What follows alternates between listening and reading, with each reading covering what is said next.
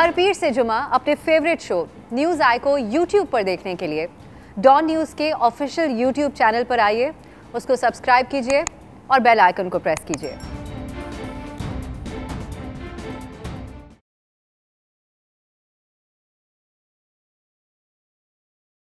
अस्सलामुअलैकुम, मैं हूं अफसा कोमल। आज की बड़ी अहम खबर है। एक तरफ तो क्रिकेट शायकीन मैच देखने को तैयार थे, लेकिन आखिरी लम्हों में बड़ी अहम खबर आ गई। वज़ीर आज़म इमरान खान ने लेफ्टिनेंट जनरल नदीम अहमद अंजुम को DGISI तैनात करने की फाइनली मंजूरी दे दी है।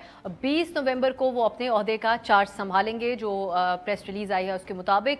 और 6 अक्टूबर 2021 को पाक फौज में बड़े पैमाने पर तकर्रियों और तबादलों की खबर सामने आई थी। नोटिफिकेशन सामने आया था, जिसके तहत खुफिया एजेंसी ISI के डायरेक्टर जनरल लेफ्टिनेंट जनरल फैज़ हमीद को तब्दील करके कोर कमांडर पेशावर तैनात किया गया था। उनकी जगह लेफ्टिनेंट जनरल नदीम अहमद अंजुम को नया DGISI तैनात किया गया था। लेकिन वज़ीर आज़म के दफ्तर की जानिब से ISI के नए DG के तकर्रुर का नोटिफिकेशन जारी होने में जो ताख़ीर रही, उस पर आप सुनते आ रहे हैं। सोशल मीडिया हो या मेन स्ट्रीम मीडिया तक भी ये इबहाम और कयास आराइयों की खबरें सामने आई थीं। और सोशल मीडिया पर काफ़ी हद तक सिविल अस्करी क़यादत के दरमियान जो ताल्लुकात हैं, उसके ऊपर भी कयास आराइयाँ की जा रही थीं। और हत्ता कि अपोजिशन ने भी इस मामले पर हुकूमत को काफ़ी हद तक आड़े हाथों लिया, इस मामले को इस्तेमाल किया गया। लेकिन थ्रू आउट द टाइम हमने देखा हुकूमत की तरफ से बहुत खामोशी नजर आई सामने। बड़ा मोहतात होकर बयानात दिए जाते रहे, खासकर वफाकी वज़ीर दाखिला का हम बहुत जिक्र करते हैं, जो हर चीज़ पर बात करते हैं, लेकिन उन्होंने भी कहा कि जो रेलिवेंट लोग हैं वो इसका जवाब देंगे। एक वजह हुकूमत की तरफ से बताई गई, उन्होंने कहा कि कानूनी तरीका कार इख्तियार किया जाएगा। ये फवाद चौधरी का बाकायदा इसके ऊपर बयानात हैं। दूसरी तरफ एक बयान ये भी आया एक हुकूमती शख्सियत की तरफ से। उन्होंने ये कहा कि ये जो कश्मीर का मामला है, इस पर प्राइम मिनिस्टर काबीना के इजलास के अंदर ये जिक्र किया। आमिर डोगर साहब ने कहा कि अफगानिस्तान की सूरत हाल की बुनियाद पर प्राइम मिनिस्टर साहब थोड़ा टाइम बाय करना चाह रहे हैं। अब जो सूरत हाल है वो हमारे सामने है। फाइनली उनको तैनात करने की मंजूरी दे दी गई है। क्या वजूहात रही इस सारे डिले में और इन सारी कयासाराइयों को जन्म देने में किसका किरदार रहा, इस पर बात करते हैं प्रोग्राम में। हमारे साथ हैं इम्तियाज़ गुल साहब, सीनियर हैं, मुबशिर जैदी साहब कराची से सीनियर सहाफ़ी हमारे साथ हैं, और नवीद सिद्दीकी साहब डॉन न्यूज़ के नुमाइंदे हैं, इस मामले पर रिपोर्ट कर रहे हैं, मेरे साथ स्टूडियो में तशरीफ़ फरमाएं। बहुत शुक्रिया आप तीनों का। नवीद सिद्दीकी साहब से एक अहम सवाल के साथ मैं आगाज़ करना चाह रही हूँ। आप क्योंकि इस पर रिपोर्ट कर रहे हैं, एक समरी थी जिसके बारे में हुकूमत डिनाई कर रही थी कि ऐसा कुछ नहीं हुआ, बड़ी मुख्तलिफ किस्म की खबरें और इत्तलात सामने रहीं। अब आज ये जो अप्रूवल हुआ है, ये वो इस समरी का अप्रूवल हुआ है या बाकायदा तौर पे नोटिफिकेशन? जी बाकायदा, थैंक यू अफसा। 6 अक्टूबर को एलामिया जारी किया गया था ISPR की जानिब से, और जिसमें बड़े पैमाने पर जो रिशफलिंग हुई थी, जो पाक फ़ौज में तकर्रुर तबादले हुए थे, जिसमें ये लेफ्टिनेंट जनरल नदीम अहमद अंजुम को DGISI और लेफ्टिनेंट जनरल फैज़ हमीद को कोर कमांडर पेशावर बनाया करता, और दीगर अफसरान को भी अपनी अपनी कोर्स और दीगर तबादले, उनके तकर्रुर तबादले किए गए थे। उसके बाद एक कंट्रोवर्सी शुरू हुई और 12 अक्टूबर को जो वज़ीर इत्तलात हैं फवाद चौधरी साहब, उन्होंने एक स्टेटमेंट दी कि अपॉइंटमेंट ऑफ द DGISI जो है वो उनके तकर्रुर का इख्तियार जो है वो प्राइम मिनिस्टर के पास है, और उनका शायद कहना यह था कि ड्यू प्रोसेस अडॉप्ट नहीं किया गया। और उसके बाद फिर कहा था कि प्राइम मिनिस्टर ही मुनासिब वक्त पर इसका इंतखाब करेंगे, ऐलान करेंगे, और नोटिफिकेशन वज़ीर आज़म ऑफिस से जारी किया जाएगा। फिर ये कहा गया कि समरी आई है, मुख्तलिफ जो सोशल मीडिया पर बातें चली हैं या दीगर मीडिया के ज़राए से ख़बरें चली थी, ताहम वज़ीर आज़म ऑफिस या इंफॉर्मेशन या इंटीरियर मिनिस्टर की जानिब से इसके ऊपर तस्दीक नहीं की गई कि समरी मौसूल हुई है। फिर ये बात आई कि वो समरी वापस चली गई है, दोबारा दूसरी समरी आई है, और उस समरी का आज जिक्र भी किया गया, कन्फर्मेशन की गई है कि एक लिस्ट ऑफ ऑफिसर्स के नाम भिजवाए गए थे। ज़ाहिर उसमें एक लेफ्टिनेंट जनरल साकिब महमूद मलिक साहब हैं, चीफ ऑफ लॉजिस्टिक स्टाफ, और इसके अलावा commander southern command lieutenant general Sarfaraz Ali, उनका नाम था, और लेफ्टिनेंट जनरल नदीम अहमद अंजुम, जिनका नाम पहले ही, जिन्हें ISPR की जानिब से आर्मी चीफ के अप्रूवल के बाद उन्हें DGISI लगा दिया गया था। ताहम एक कंट्रोवर्सीज थी, तनाज़ा खड़ा किया गया और यह जाहिर किया गया कि सिविलियन और जो अस्करी क़यादत है, इनके दरमियान इख्तलाफात हैं और उन्हें हेड ऑन लिया गया और 20 दिन बाद आखिर आज वज़ीर आज़म के वापसी के बाद ये नोटिफिकेशन तो नहीं कह सकते, एक समरी जो वज़ारत दिफा की जानिब से भिजवाई गई थी उसका अप्रूवल दे दी गई है और सेक्रेटरी दिफा को ये समरी भिजवा दी गई है अप्रूवल के बाद और सेक्रेटरी दिफा जो है फॉर्मल जो एक है नोटिफिकेशन जारी करेंगे और उसके बाद DGI जो होंगे नदीम अहमद अंजुम को नोटिफिकेशन होगा जो कि 20 नवंबर को अपने जो ओहदा का चार्ज संभालेंगे। बिल्कुल, ये जितनी बीच में कयासराइयाँ तो थी, लेकिन जब रिपोर्टर या हम एंकर्स के तौर पे हुकूमत से पूछते थे तो उसमें ज़्यादा इबाहम उनकी तरफ से भी आया। इस पे हम आएंगे, आपसे भी सवाल करेंगे। इम्तियाज़ साहब, इस नौयत के जो तकर्रुर होता है, हमने तो इससे पहले इसके ऊपर इस तरह की पब्लिक डिबेट या इस तरह के मामलात नहीं देखे हैं। अब ये तो हुआ, फाइनली वज़ीर आज़म साहब ने इस मंजूरी दे दी है, तो अब आपकी नज़र में क्या ये सारी कॉन्स्पिरेसी थ्योरीज कयासराइयाँ दम तोड़ती हैं? नहीं, जाहिर है जी, एक मामला जिस पे तनाज़ा शुरू हुआ 6 अक्टूबर को, तनाज़ा तो था, अब कोई माने या ना माने, जिसमें उसको कहते हैं ना डिसप्लेजर ऑफ प्राइम मिनिस्टर।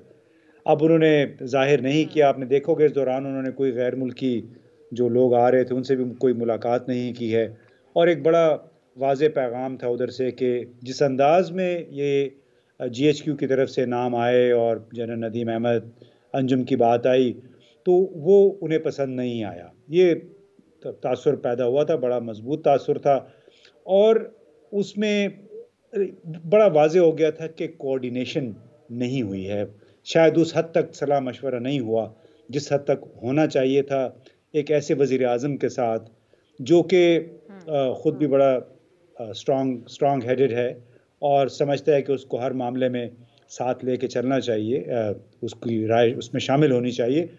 तो मेरा ख़्याल है कि 20 दिन तक जो सिलसिला चला उसमें समरी, एक समरी, दूसरी, ये सारी बातें अब मेरा ख्याल है सानवी हैसियत रखती हैं। अहम तरीन जो इस तमाम किस्से में से पाकिस्तान के लिए पेशरफ्त आई है सामने, वो ये है कि चूँकि पाकिस्तान की तारीख़ में ज़्यादातर फ़ौजी हुक्मरान रहे और फिर कई चीज़ें गैर एलानिया तौर पे उन पे अमल दरामद होता रहा, जो इस नौयत की तैनातियाँ थी, पहली मरतबा अब भले एक स्मोक स्क्रीन पैदा की है वज़ीर आज़म ने या हमारी हुकूमत ने या फ़ौज ने, लेकिन पहली मरतबा एक अहम तरीन तैनाती के हवाले से एक प्रोसीजर की बात की गई है। वो प्रोसीजर एक बाकायदा एक ज़ाब्ता तरीक़ाकार इख्तियार किया गया है, भले उसकी हैसियत क्या है लेकिन तरीक़ाकार इख्तियार किया गया। सो ये मेरे ख़्याल है पाकिस्तान के लिए बहुत अच्छी बात है मुस्तकबिल के लिए कि आइंदा इस नौयत के तनाज़ात पैदा नहीं होंगे। मुबशिर साहब, यहाँ पे कहीं ना कहीं हुकूमत ने, प्राइम मिनिस्टर साहब ने स्टेप बैक किया है सारी सूरत हाल के ऊपर, या फिर आप समझते हैं कि अपने इख्तियार को इस्टेब्लिश किया है प्राइम मिनिस्टर इमरान खान साहब ने? क्योंकि दो तरह की बातें आई।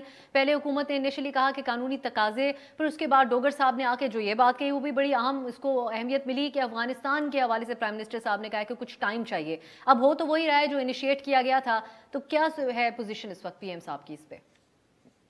देखिए, सबसे पहले तो मेरे ख्याल में सारे मामले में वजीर आजम इमरान खान ने अपनी अथॉरिटी मनवाई है और ये जो प्रेसिडेंट सेट हुआ है जिसकी तरफ इम्तियाज गुल साहब ने भी इशारा किया, it is for times to come. अब ये बात तय है हमारे आईन में कि जो DGISI का तकर्रुर है वो वजीर आजम की सवाबदीद पर है। तो अगर वजीर आजम ने एक प्रोसेस को इनिशिएट किया और उस पर वो स्टिक किया तो मेरे ख्याल में ये एक फॉर टाइम्स टू कम एक प्रेसिडेंट बन गया है। दूसरी बात ये है कि उन्होंने न सिर्फ प्रिवेल किया बल्कि एक कंसेशन भी ली, क्योंकि ISPR की जो आई थी प्रेस रिलीज वो 6 तारीख को आई थी और उसमें इमीडिएट जो था वो अनाउंसमेंट थी और कहा यही जा रहा था कि ये जो गुज़िश्ता रोज ये लोग जो है अपना चार्ज संभाल लें।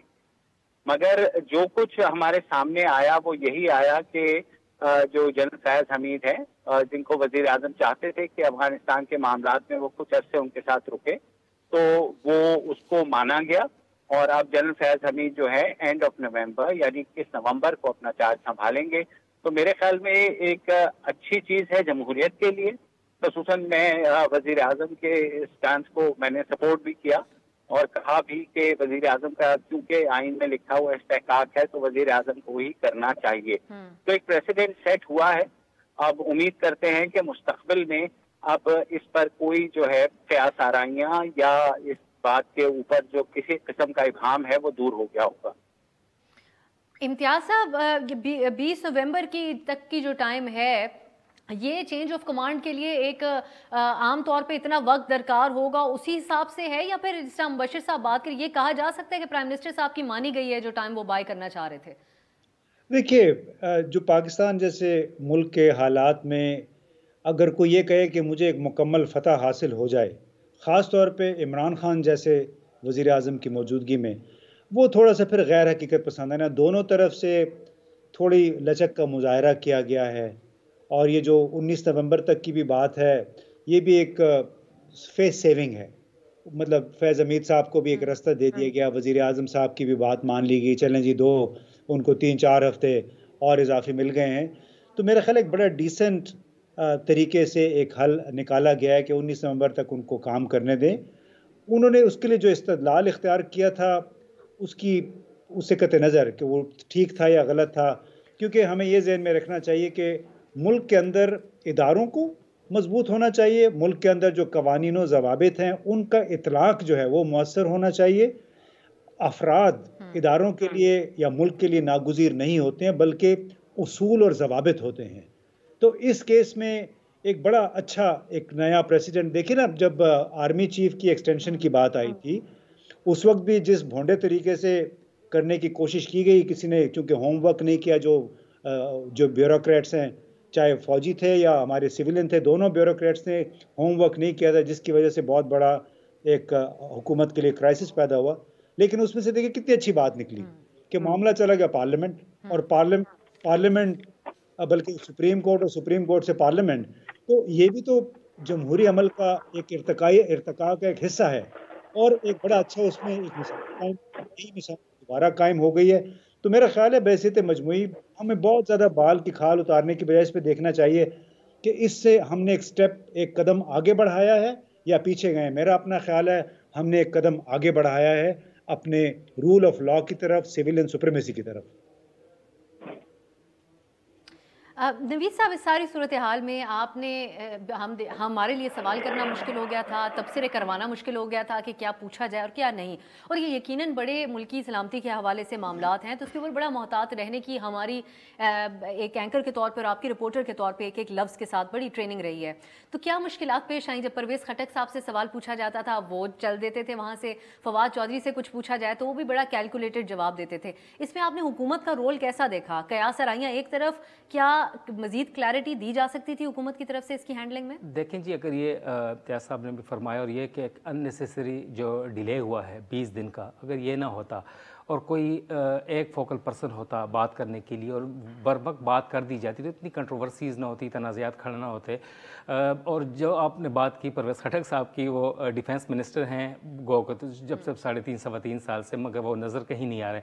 डोमेन उनका था, बात उनकी बनती थी, वो डिफेंस मिनिस्टर थे। ताहम प्राइम मिनिस्टर के जो स्पोक्स पर्सन करते हैं, इंफॉर्मेशन मिनिस्टर ही होते हैं, उनके भी बनते हैं। अगर डिफेंस मिनिस्टर इसके ऊपर बात कर ले तो ज़्यादा अच्छा होता। ताहम इंफॉर्मेशन मिनिस्टर की जानिब से स्टेटमेंट्स दी गई हैं, बड़ी मोहतात अंदाज में दी गई हैं। ताहम एक गैर ज़रूरी जो अल्तवा का शिकार हुआ है ये मामला, जिसकी वजह से ये हुआ। मगर अच्छी बात यह है, मुस्बत बात यह है कि एक प्राइम मिनिस्टर की भी अथॉरिटी सामने आई है और एक लॉजिकल कंक्लूजन की तरफ गया है, मुस्बत तरीके से, गो के देर से हुआ है। ताहम अगर देखा जाए ये दूसरी मरतबा ISI के ऊपर इस वक्त एक तनाज़ा खड़ा हुआ है। पीपल्स पार्टी का दौर था, वज़ीर आज़म गिलानी भी थे, उसके ऊपर भी एक ISI को गो के उस वक्त भी वज़ीर आज़म के मातहत ही होती है ISI और DGISI भी, तो उसे वज़ारत दाखिला के मातहत करने का नोटिफिकेशन जारी कर दिया गया था। और ये दूसरी मरतबा है कि DGISI की तैनाती के हवाले से एक तनाज़ा खड़ा हुआ है। ताहम वज़ीर आज़म भी इसी मुल्क के वज़ीर आज़म है और उन्हीं का ही यह इदारा है, इस मुल्क का है, और आर्मी चीफ़ भी एक इस मुल्क के आर्मी चीफ़ हैं। लिहाजा बड़ी अच्छी बात यह है कि बातचीत के ज़रिए, एक कंसिलिएशन के ज़रिए इसके ऊपर मामला हल कर लिया गया है कंक्लूजन की वजह से।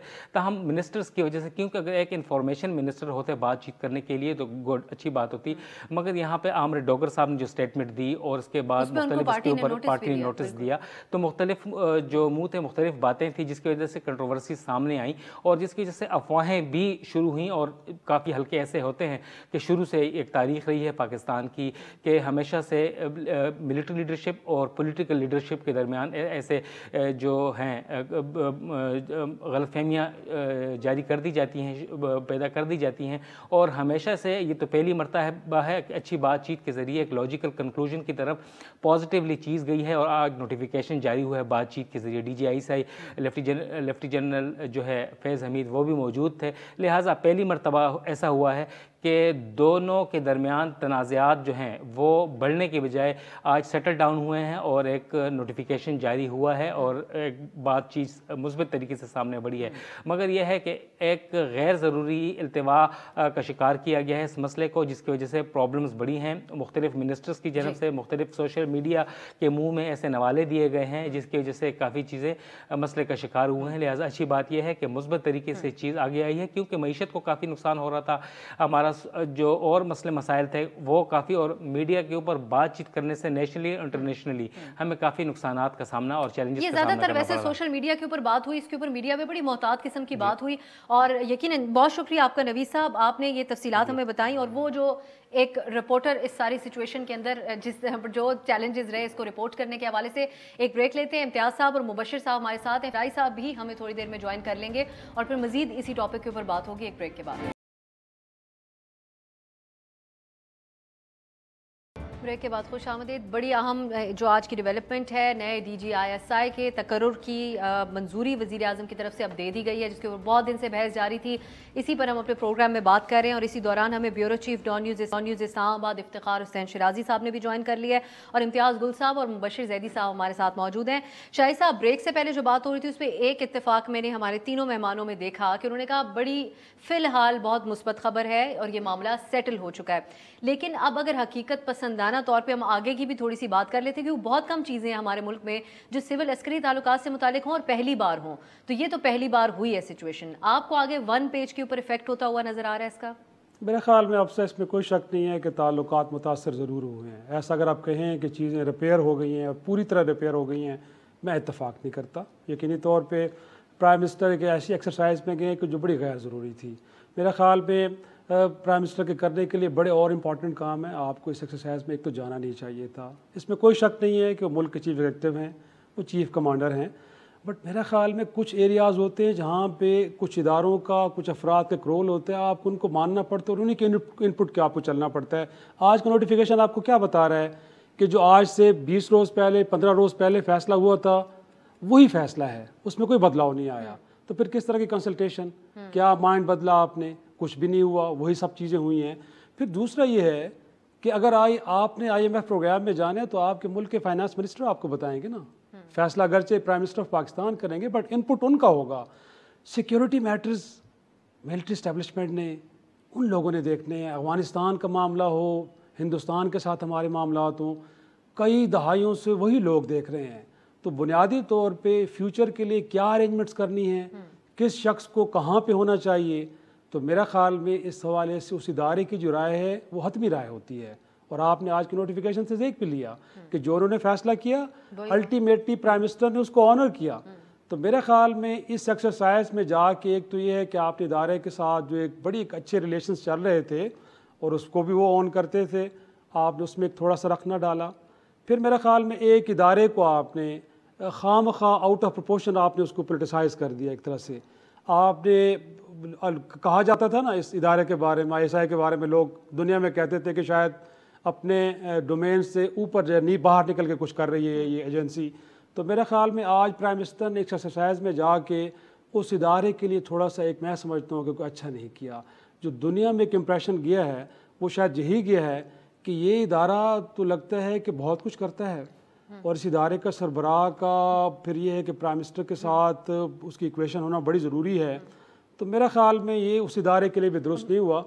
तो बात वही है, आपने जो सवाल किया था कि क्या सब कुछ ख़त्म हो गया और अब आगे सब कुछ ठीक होगा, मुझे लगता है कि जो एक दरार आई है ये अगर वसी ना भी हो तो बहरहाल बरकरार रहेगी। बरकरार रहेगी मुबशिर साहब। लेकिन अब अगर हम मुस्बत तरीके से इसको भी देखने की कोशिश करें, जो शाहिद साहब कह रहे हैं, प्राइम मिनिस्टर ने अगर अपना इख्तियार दिखा दिया तो दुनिया के अंदर जो सवाल पहले उठते थे उनको भी एक जवाब मिल सकता है कि प्राइम मिनिस्टर अपना इख्तियार यहाँ पर इस्तेमाल कर रहा है। और दूसरा फिर शाहिद साहब जो कह रहे हैं कि अब अगेन मैं आपसे यही जानना चाहूँगी कि हुआ तो वही जो कहा गया था इनिशियली, तो फिर क्या हासिल कर लिया प्राइम मिनिस्टर ने? ये सवाल तो ज़रूर रहेगा मौजूद। देखिए, इसको दोनों तरीके से देखने की जरूरत है। बाहर जो है पूरी दुनिया में सिविलियन ओवरसाइट होती है, तो इसको उस तरह भी देखा जाता है कि फॉर द फर्स्ट टाइम जो है सिविलियन ओवरसाइट हुई है, वजीर आजम ने अपनी अथॉरिटी इस्तेमाल की है और इससे मेरे ख्याल में तो एक अच्छा पैगाम जाएगा, इससे कोई बुरा पैगाम नहीं जाएगा। मगर जो दरार जिसकी बात सिराजी साहब ने की है, मेरे ख्याल में वो बहुत अब रियल है और मेरा नहीं ख्याल कि ये जो बैड ब्लड क्रिएट हुआ है इस सारी सूरत हाल में, वो किसी भी तरीके से उसमें जो है वो रिपेयर होगा। अब आप ये देखेंगे कि थोड़ी बहुत जो है मैं ये नहीं कह रहा कि कोई बिल्कुल आमने सामने आ जाएंगे, मगर वो सपोर्ट जो इमरान खान साहब को मिला करती थी हर मामले में, आप देखेंगे कि वो सपोर्ट जो है अब उनको वो दस्तयाब नहीं होगी। मगर फिर वही बात है कि आईन में जब लिखा हुआ है कि वजीर आजम ने तैनात करना है, तो जाहिर है ये चीज़ जो है वजीर आजम का इख्तियार ही समझी जाती है और कहा भी जाता है कि वजीर आजम का इख्तियार है। जी इम्तियाज साहब, प्राइम मिनिस्टर इमरान खान साहब जिस तरीके से ये एक इल्ज़ाम भी रहता है उनके ऊपर कि उनको भरपूर सपोर्ट के साथ लाया गया, उनकी जो अपोजिशन है वो तो उनको सिलेक्टेड का लफ्ज़ भी उनके लिए इस्तेमाल करती है, तो जी जैदी साहब अगर आप मुकम्मल कर चुके हैं तो इम्तियाज साहब, प्राइम मिनिस्टर साहब जो है अब वो अगर उन्होंने इसके ऊपर पोजीशन ली है, ये क्या पहली दफ़ा ऐसा हो रहा होगा या हुआ है और जो खबरों में आ गया तो सामने आया, या आप समझते हैं, आपकी असेसमेंट या अंदाज़ा क्या है कि क्या इमरान खान साहब पहले भी इदारों के सामने अपना पॉइंट ऑफ व्यू इस तरीके से रखते रहे होंगे जो सामने नहीं आता होगा? देखिए, लगता है कि नहीं हुआ था, जिस वजह से 3 साल तक मामला बड़ा स्मूथली चलता रहा है और इसमें बहरहाल एक तनाज़ा पैदा हुआ। उसमें शायद दूसरी साइड से जो कैलकुलेशन थी, अंदाजे थे, वो गलत थे। उनका ये ख्याल होगा कि अगर हमने जो रूटीन की हमारी पोस्टिंग्स ट्रांसफ़र्स होती हैं उसके तहत अगर एक जर्नैल को एक जगह से दूसरी जगह लगा दिया है, उसमें कोई बुराई नहीं है और वज़ीर आज़म उसको कबूल कर लेंगे, तो उनकी शायद तवक्को नहीं थी जनरल हेडक्वार्टर की, किस तरह उन्हें मुज़ाहमत का सामना करना पड़ेगा। और अब देखिए, जो होना था मेरा ख़्याल है वो हो गया है, दरार भी पड़ गई है। और हमें ये भी ज़हन में रखना चाहिए कि अगर 2 इदारों के दरमियान एक टकराव या बदमज़गी पैदा हुई है, वो कि उनकी ज़ाती पसंद नापसंद की वजह से तो नहीं है। पाकिस्तान के 2 अहम तरीन इदारे हैं, उनके 2 सरबराह हैं, उनका अपना अपना एक नुक्ता नज़र था, उसमें कुछ लोग कुछ 2 की बुनियाद पर उन्होंने बज़ाहिर मामला तय कर लिया है। मैं फिर कहूँगा कि हमें ये ज़हन में रखना चाहिए कि आज तक किसी वज़ीर आज़म को ये हिम्मत नहीं हुई थी कि जनरल हेडक्वार्टर की तरफ से आई हुई कोई समरी हो या कोई सिफारिश हो, उसको वो ले के बैठ जाएँ या उसको मुस्तरद कर दें, उसके बाद एक नया पूरा एक प्रोसेस है उसको इनिशिएट करें।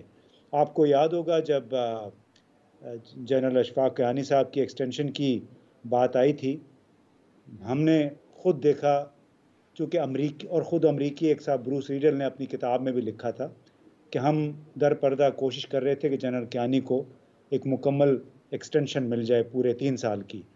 तो सिर्फ उधर से ख्वाहिश का इजहार हुआ था और यहाँ से वज़ीर आज़म यूसुफ रज़ा गिलानी साहब 3 या 4 मिनट के लिए पीटीवी पे आए थे, कौम से खिताब किया और उन्हें कहा कि here I give full 3 year extension to the army chief.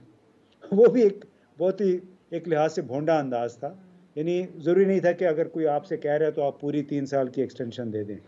लेकिन ये हमारे जैसे मुल्क की जो तारीख़ है, चूँकि फ़ौजी अमल दखल ज़्यादा रहा है और उसमें फिर हमारे जो सिविलियन हुक्मरान हैं उनकी अपनी कुछ कमज़ोरियाँ रही हैं, तो ये दोनों फैक्टर्स थे जिसकी वजह से माजी में और हाल में भी ये जो मसला पैदा हुआ है, ये भी उसी हमारी हिस्ट्री की वजह से पैदा हुआ है। लेकिन खुशी की बात यह है कि बहरहाल इन्होंने बड़े कौमी मफाद में, पाकिस्तान के मफाद में इस मामले को तय कर लिया है। जी मैं एक ब्रेक की तरफ जाऊंगी, जब वापस आएंगे तो मैं चाहूंगी खास तौर पे आप लोग ऑपोजिशन इसको इस्तेमाल करने की भरपूर तैयारियों में थी।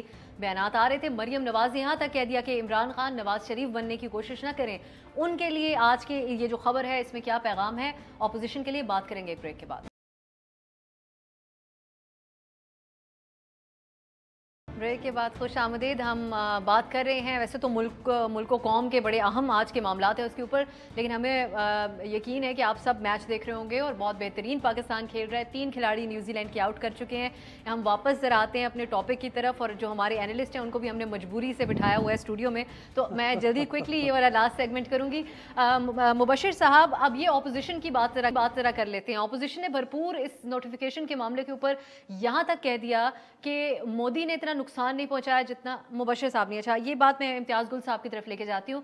इम्तियाज़ साहब, ऑपोजिशन फौरन सामने आई थी और बहुत सारे बयानात दे दिए गए इस मामले के ऊपर। मोदी साहब से कंपैरिजन कर दिया प्राइम मिनिस्टर इमरान खान साहब का और बहुत कुछ। तो आपके ख्याल में क्या अब उनके पास, ऑपोजिशन के पास कुछ होगा इस मामले को इस्तेमाल करने के लिए हुकूमत के खिलाफ? देखिए, अपोजिशन का काम है हुकूमत पे तनकीद करना, हुकूमत की मुखालफत करना, तो वो कोई ना कोई चूरन अपना वो लाते रहेंगे, उनको कोई ना कोई मसाला निकलता रहेगा। और अफसोस की बात अलबत्ता ये है कि जब ऐसे इश्यूज़ पे हुकूमत पे तनकीद शुरू हो जाती है जिसका न तो इस हुकूमत का इख्तियार है, न पे गुज़िश्ता हुकूमत का इख्तियार था। गुज़िश्ता हुकूमत का अलबत्ता ये इख्तियार ज़रूर था कि मोदी साहब को रायविंड बुला लिया उन्होंने बाकायदा एक शादी की तकरीब के लिए। तो वो सारा भूल भुला के जब इस किस्म की बातें शुरू कर देते हैं कि जी मोदी ने इतना नुकसान नहीं पहुंचाया जितने इससे पहुंचाया, वो बाबा ये तो वही लोग हैं जिनको आप बार बार 3 साल से कह रहे हैं कि ये सिलेक्टर हैं, इन्होंने इस बंदे को, कप्तान को सिलेक्ट किया हुआ है इस हुकूमत के लिए। आनन फानन इनके दिलों में इस सिलेक्टर के लिए हमदर्दी पैदा हो गई है। तो क्या हम उनकी किस बात का यकीन करें? ये तो हमारे आम पाकिस्तानियों का, लोगों का सोचने का है, ख़ास तौर पे इनके अपने चाहने वालों का भी सोचने का है कि क्या इस किस्म की मुतज़ाद मुनाफ़िकाना मौक़िफ़ के साथ आप इन लोगों को कबूल कर सकते हैं? इनकी कोई इंटेग्रिटी है कि कल को इन्हीं इदारों के बारे में कुछ कह रहे थे और आज उन्हीं इदारों के पीछे वो खड़े हो गए? क्यों कि इमरान खान को उनको नज़र आ रहा है कि वीक पॉइंट है, इस वक्त उस पर अटैक करना है। तो थोड़ा सा हमारे तमाम रिक्वेस्ट हमें करनी चाहिए अपोजिशन के रहनुमाओं से भी, पाकिस्तानियों से भी, कि थोड़ा अपना जहन इस्तेमाल करके इस किस्म की बात ना करें कि कल तारीख़ उनको फिर मुनाफिक के तौर पे याद करेगी, कोई बासूल सियासतदान के तौर पे नहीं। जी मुबशिर साहब, ये ऑपोजिशन ने अपने आप को एक्सपोज किया है अपने रिएक्शंस के साथ इस सारे मामले के ऊपर, या आगे के लिए अपने लिए कुछ राहें हमवार करने की कोशिश की है? कोई किसी और तर्ज पे अब सोच रही है ऑपोजिशन? क्योंकि है तो ये सियासत, और हमारे यहाँ सियासत इन सब चीज़ों को मिल मिलाकर ही होती है। जी, आप सब, मैं तो पहले दिन से ये कह रहा हूँ कि अपोजिशन को चाहिए था कि इसके ऊपर वज़ीर आज़म को सपोर्ट करके, क्योंकि ये गोइंग फॉरवर्ड अगर प्रेसिडेंट सेट होता है तो उनके लिए भी फायदेमंद होगा। शाहिद साहब, यही बात हमने देखा किस किस किस्म के बयानात दिए गए, खासकर जहां मरियम नवाज ने आके ये कह दिया कि इमरान खान साहब नवाज शरीफ बनने की, नवाज शरीफ साहब एक बैकग्राउंड है कि उन्होंने किस किस्म के इदारों के खिलाफ एक पोजीशन अपना ली थी और एक सिचुएशन बन गई थी। तो ये ऑपोजिशन का क्या किरदार रहा आपकी नज़र में? मेरे ख्याल में प्राइम मिनिस्टर को नवाज शरीफ तो हरगिज़ नहीं बनना चाहिए, क्योंकि वो तो मेरे ख्याल में इस मुल्क में आर्मी चीफ को बटलर के तौर पर ट्रीट करना चाह रहे हैं, और इदारों को जिस तरह पोलिटिसाइज़ करने की उन्होंने कोशिश की है, मैं नहीं समझता कि इस तरह कोई काम होना चाहिए। ये ज़रूर है कि सियासत में जब भी मौक़े हैं उनको आप इस्तेमाल करें, लेकिन मेरे ख़्याल में जब इस तरह के मामलात हों, बिलखुसूस आप देखें इससे पहले कश्मीर या अफ़गानिस्तान का मामला हो, ये हमारे नेशनल इशूज़ हैं, इनके ऊपर ना तो तमाशा बनाए ना ही ख़ुद तमाशा बने। और बिल्कुल ऐसे जैसे इम्तियाज़ साहब भी कह रहे थे कि आप 2 तरह के बयानियों के साथ आते हैं। कभी तो आपको लगता है कि ये लोग सियासत में मुदाखलत करते हैं और फिर इस तरह आप लोगों को लेके आते हैं, और कभी आपको लगता है कि उनके साथ बड़ी ज़्यादती हुई तो आपको हमदर्दियाँ आपके दिल में जाग उठती है। तो ये 2 तरह की गुफ्तगू नहीं होनी चाहिए। वो लोग कि जिन्होंने आर्मी चीफ के एक्सटेंशन, जब सुप्रीम कोर्ट से फैसला आया और आपने जाके तो वोट दिया पार्लियामान के अंदर, और बाद में आप खड़े होकर कह रहे हैं कि अब इस गुनाह में मैं शरीक नहीं थी, तो मेरे ख्याल में इस तरह की गुफ्तगू नहीं होनी चाहिए।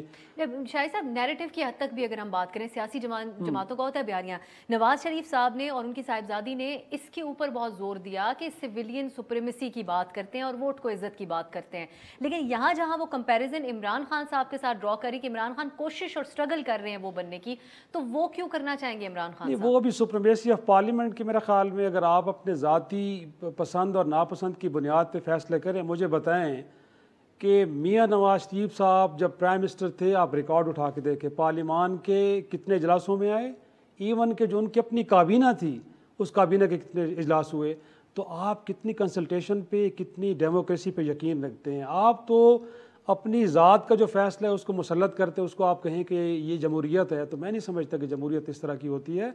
जमहूरियत में मुशावरत होती है, डिबेट होती है, तो वो तो उस पर बिलीव नहीं करते थे।